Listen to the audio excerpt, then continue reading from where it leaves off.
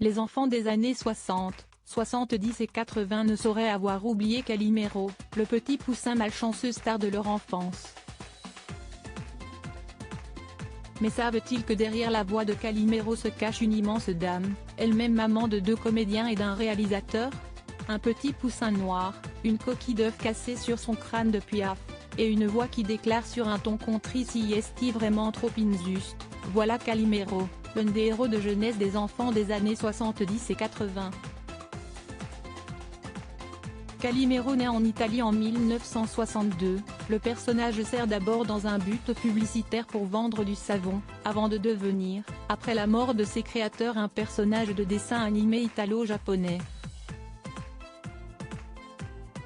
Les marmots du monde entier se passionnent pour les aventures de l'irrésistible poussin, 17e né d'une couvée de poussins, rejeté par sa maman poule en raison de sa couleur. À la base de son succès, sans doute, la conclusion immuable de chaque épisode. Calimero, victime d'une énième mésaventure, s'éloigne en déclarant désappointé, « Si est-il pas juste. Si est-il jamais juste. Si est-il toujours à moi qu'on se le prend. Si est-il pas parce qu'on est petit et faible que. » Le reste de ses paroles disparaît inaudible dans une longue plainte.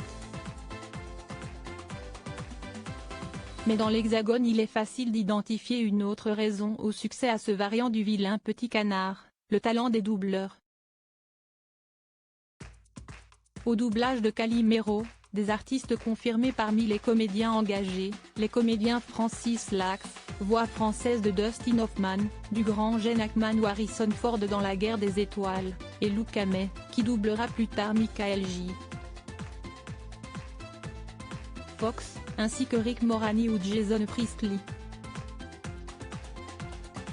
Pour incarner Calimero, c'est Arlette Thomas qui est engagée. La comédienne a déjà fait ses preuves sur les planches, au cinéma notamment chez Jean Grémillon et René Clair, et à la télévision dans les séries cultes Les 5 dernières minutes, et Le Chevalier de Maison Rouge. Calimero ne sera pas, et de loin la seule expérience de doublage de la comédienne qui au fil de sa longue carrière doublera notamment Liza Minnelli, Dame Judi Dench, Lee Remick, Mia Farrow ou Shirley MacLaine. Elle sera aussi l'irrésistible voix d'une autre légende de dessin animé, Titi de Titi et Gros-Minet. Et la comédienne inspirera à ses propres enfants l'amour du cinéma. De son union avec le comédien Jacques Jolivet naissent en effet Françoise Dasque, comédienne et grande voix de doublage, Pierre Jolivet, réalisateur connu notamment pour Ma petite entreprise et À l'heure où les grands fauves vont boire, et l'humoriste et acteur Marc Jolivet, auteur de nombreux seuls en scène et spectacles. Arlette Thomas a disparu le 13 mai 2015, si est-il vraiment trop injuste, dirait sans doute Calimero.